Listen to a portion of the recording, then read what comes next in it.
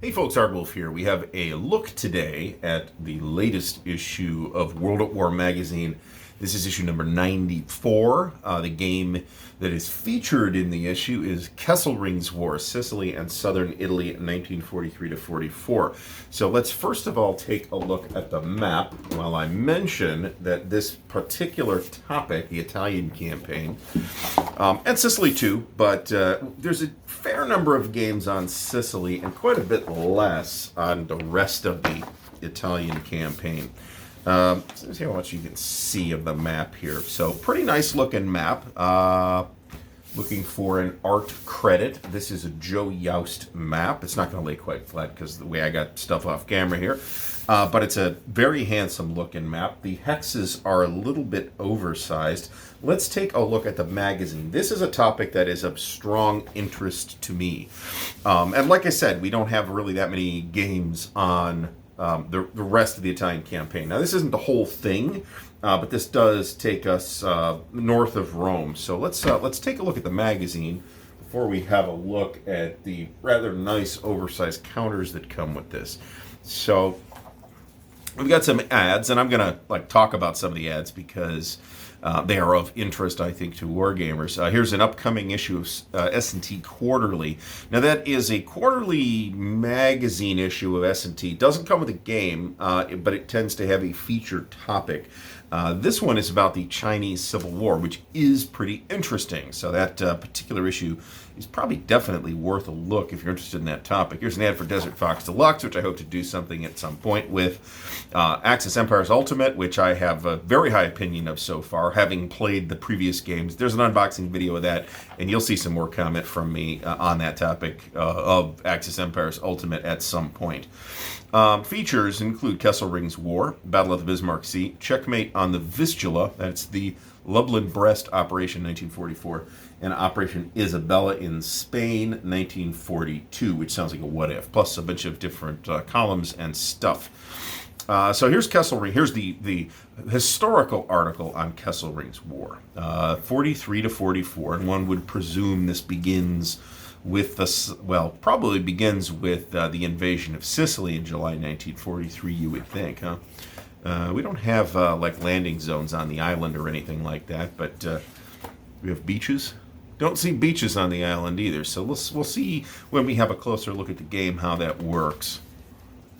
But here's a map of Sicily, Allied advance from July to mid-August. Here's Allied operations up to September 25th, 1943. Good use of maps here, I think. Here's 5th Army landings in September 43.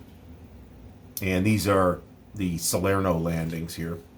Here's Smilin' Al Kesselring himself, and here's him on the cover in a fairly grainy but actually fairly interesting photograph. This is the stock photograph of Kesselring you see a lot.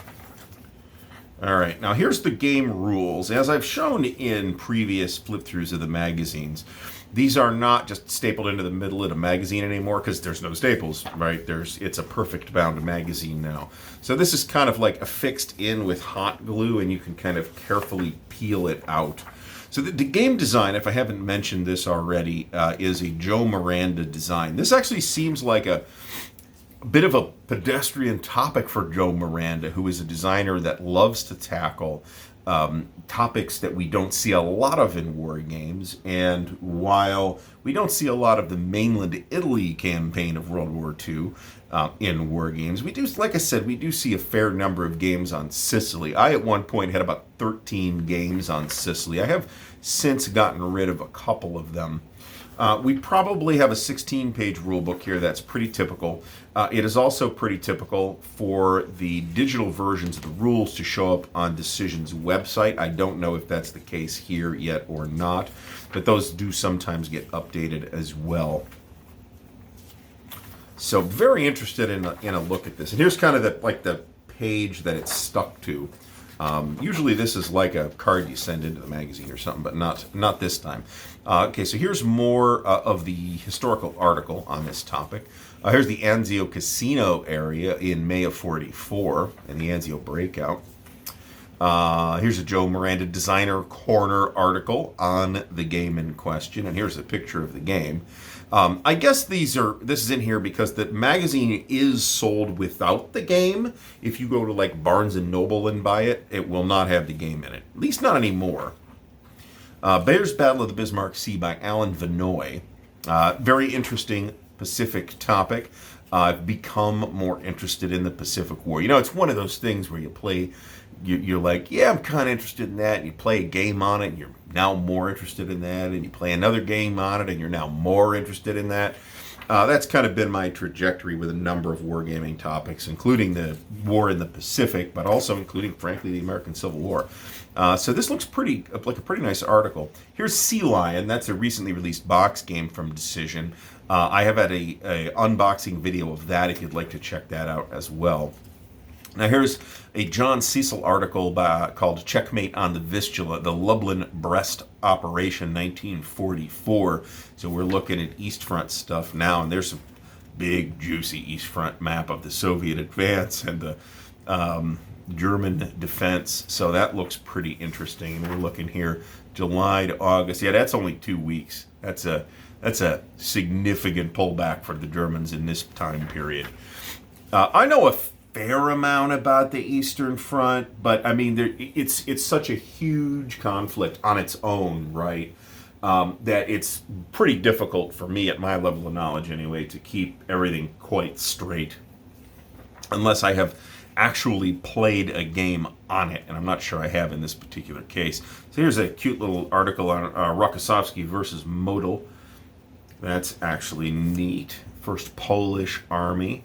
That is a Soviet, let's call it a Soviet article of Soviet Army of enthusiastic Polish volunteers. Let's put it that way. I'm sure that's how the Soviets put it.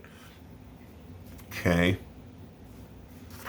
So more on this article. Here's a 2-page spread ad on the Battles in the East series. I've also done unboxings of those, courtesy of Decision Games. And before I get any further, let me mention that, like these, but unlike Axis Empires, this flip-through is courtesy of Decision Games. So thank you, Decision Games. Here's Operation Isabella. So this sounds like the potential, possible, hypothetical invasion of Spain during World War II. Okay, very interesting. Honestly, who's the author here? Ty Bamba. That's who I would have expected would do this article on this hypothetical topic. Frankly, I think I'm not particularly into hypothetical games, but this would be an interesting topic for one, I think. Here's the Portuguese article in Army in 1942. I keep saying article when I'm saying Army. Presumably that is because I'm leafing through a magazine at the moment. Here's a 2-page spread on Gibraltar. That's actually pretty awesome. There's a cool picture of the rock while we're at it. Churchill's Worries. Nice use of sidebars for little side topics and stuff like that. Little ad for the Decision computer war games. I have no opinion on these. I have no idea how good they are. I don't know if these came out of their deal with Hex War or not. I do know that they are still available from Decision Games, and the only one that's really particularly tempting is War in Europe, I think. Midway Solitaire, that's it's either relatively new or it is about to come out release from Decision. This I haven't particularly taken any investigation in at all. So here's War Plan Z, the Kriegsmarine Strikes. This is a preview for World at War 96. Now, I'm particularly excited, and I'll talk about this more when it comes up. I've talked about it a little on the live stream. For issue 97, that's Campaigns in Europe. That is, I cannot do it justice and still get my way through the magazine here. So it's going to be a series of games in World War magazine that I am very interested in. It's very ambitious. I hope that Decision can pull it off. But here's a quick look at War Plan Z, which is the more aggressive German naval buildup than they did historically. So this is actually fairly interesting too. I wonder if this is a design from Mr. Bamba. It's possible that it is. Looks like it's Joe Miranda. It says there, but I'm not going to stick my head in front of the camera to figure it out. We'll take a look at the game when it comes out. Pearl Harbor's Two Disgraced Admirals. Very interesting. Observation Post by Carl Schuster, Richardson, and Stark. More on that. Here's the Missouri Memorial here. Germany's Italian Perturbation in 1938. Interesting. By Vernie Liebel. What if the 1936 Rhineland crisis? So I'm actually really interested in this interwar period and in the events that led to the Second World War. So this will be very interesting to read, and this is by Mr. Bamba as well. Operations Olympic and Coronet. Those were the invasion, different parts of the planned invasions of Japan that would have occurred in 1945 and 1946 had they occurred. Ooh, here's a survey. Don't know if I've sent this survey in or not. Obviously, I should do that. You can just scan the barcode if you want to do that. That's cool.